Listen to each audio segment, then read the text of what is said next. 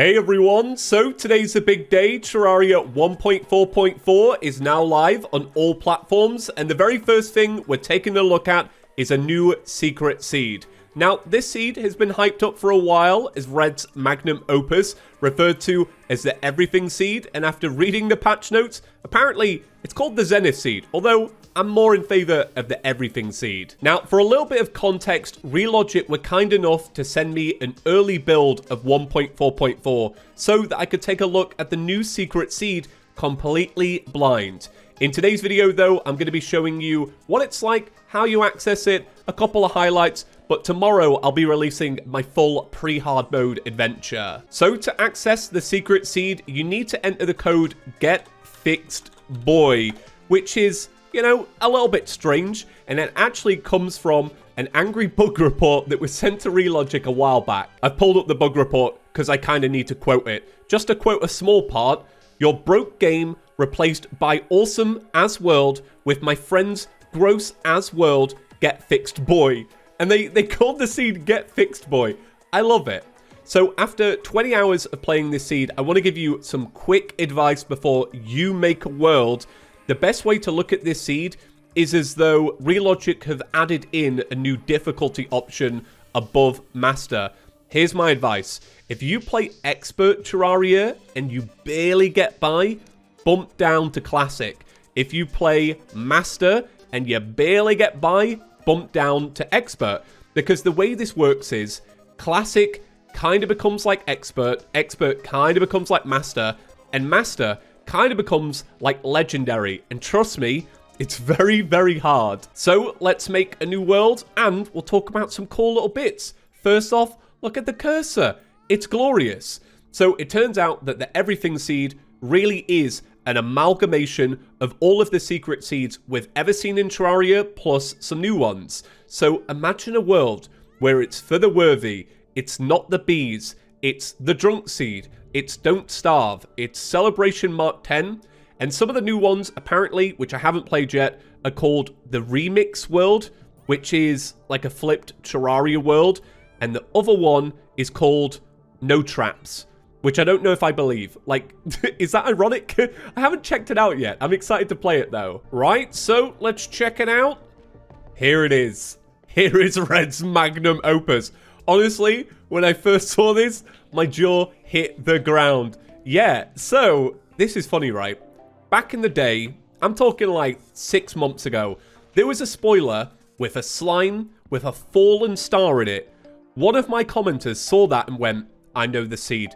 I've cracked it. You're going to start in hell. You're going to start at the bottom of the world. You'll need those fallen stars to progress." They got it straight away.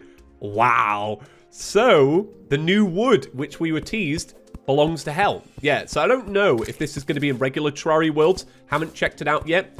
But now that you start in hell, it makes sense you need some wood to progress. So the way this works is you start on a little island in the middle of hell. It's really cool. So there's a big pool of lava to the left of you and a big pool of lava to the right of you. Now remember, because this is all the seeds mixed together, pots have bombs in them. You're also starving. Okay, keep this in mind. There's, what is this? A locked up city. No, it's a mimic. It's an actual mimic. That actually got me then. Didn't know that. I did not know that was going to be a mimic. So you do start with some NPCs. Now, in my world, they didn't stick around for long. They just randomly died. But there is some Easter eggs with them. So the princess is Yuri. That's the lead developer of Terraria. Hope I got the title right. Fairly certain that's right. Whitney is Senex. Amanda is SafeMander. She runs the social media aspect for Terraria. And then you got Andrew as a tax collector, which is strange. Not Andrew the guide, Andrew the tax collector. And you also spawn with one of the new town slimes. And you can pet them. Yeah, that's right. So they're actually selling these on Terraria.shop. They're available right now. And if you do want to save 15%, use code Chippy. That is an affiliate code. But if you want to snag a discount and get them while they're available, because they'll sell out fast, now you can. So the very first thing you want to do in the seed is head upwards, right? Only makes sense. There's nothing but lava down here. But the seed, it gets worse, all right? It's, you know, you think starting in hell is that bad? Well, you haven't seen anything yet. We're going to talk about some boss changes in a little bit, but I do want to just show you real quick what this actually looks like. Why am I... Come on, that's my own fault. So the very first issue you're going to find up here is actually this block, which you may not recognize. It's Crispy Honey Block. Now, normally, Crispy Honey Block, no problem. Don't even worry about it. But in this seed, it burns you. Better yet, if you mine it, wait, occasionally it turns into lava. So you've got a minefield to get through up here because this block is everywhere. So from what I've seen, this little like mini biome above hell, its main thing is just trolling you with the Crispy Honey Block. So, you know, you got to forge a path very slowly, but you want to make sure you get out of this layer and head upwards. And like I said at the start, tomorrow I'm going to be putting up a giant video. It's like 40 minutes long, and it has all of my blind reactions as I figured all of this out. I am so grateful for Relogic for sending me an early build of this seed, because to witness it all blind, having known nothing about it, it was, I don't know, it was special. Real quick, if you're enjoying this video and you want to see some of my other 1.4.4 videos, make sure to hit subscribe. What's nice about this biome though, is it does show off that new feature where painted glowing mushrooms will actually glow like the color you painted them. Now this is a bit strange. So this is something I'm learning for the very first time. Above this world is the ice biome. Now, when I played, it was not. It was like a regular world. Wait. Be careful. There's also random bees everywhere. That's just something to look out for. Oh, God. Please, leave me alone. Leave me alone. I'm hoping I can convince it to jump. Nah, I think I'm dead here. Oh, wait, it's grenades. So keep in mind, just like for the worthy, most enemies and stuff have, like, higher health pools. So you're not going to be able to kill them very quickly at all. There's actually another chest down here, but if you take a little look at it, there is also 2 dart traps. So I am not trusting that at all. Ah, okay. Same thing happened in my world. Once party time is over, all of the NPCs die. Here's the thing. If you could get a bunch of moolah right at the very start, you could probably benefit from those NPCs. So once you're actually out of the horrible mushroom biome below, then it kind of becomes like regular Terraria. But you just have to worry about eating and lighting and stuff like that. But you will spend the majority of your first couple of hours just underground, mooching about, kind of like a normal cave. But there are other obstacles out there. Let's see if this is one of them. So this is a life crystal, right? We've all seen life crystals before. What kind of life crystal is it? Let's see. It's a regular one. Okay, it's a regular one. Just be wary of that.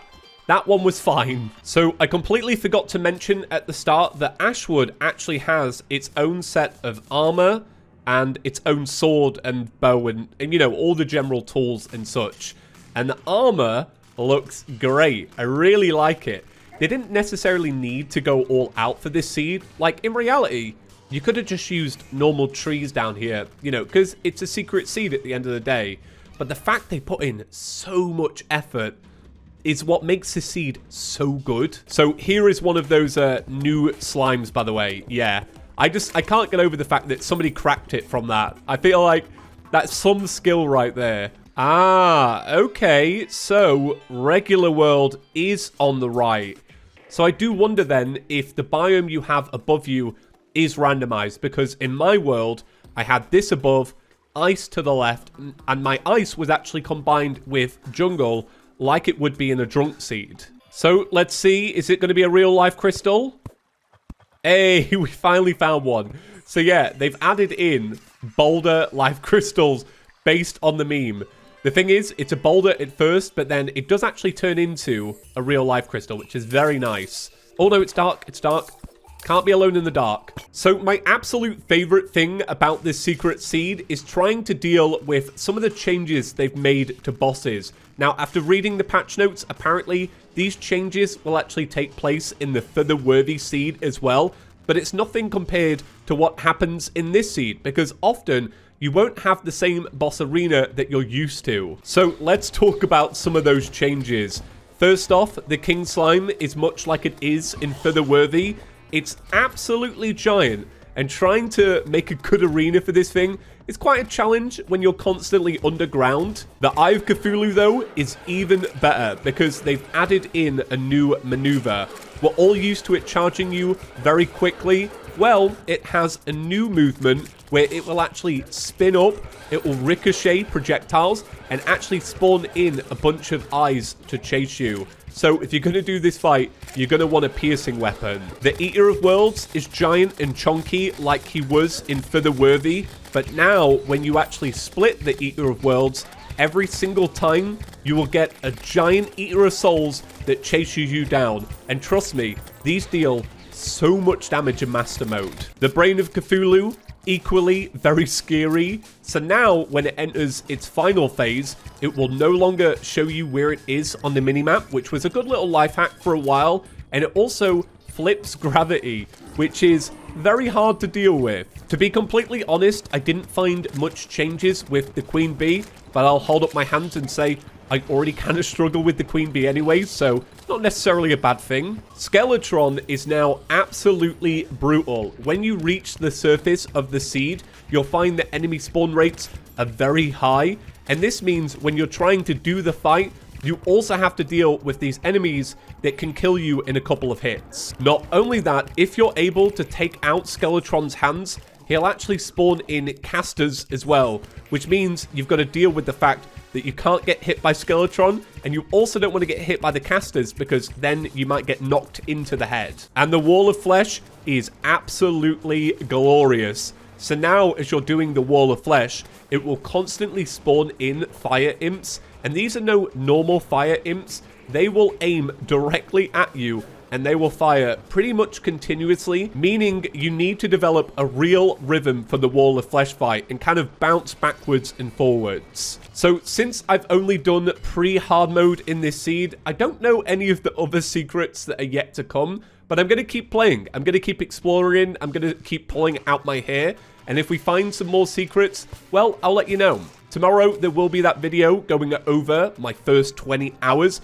Look out for it. And then other than that, I'm going to be playing 1.4.4 like you lot. Hope you're all enjoying the update, and I'll see you in the next one. Peace.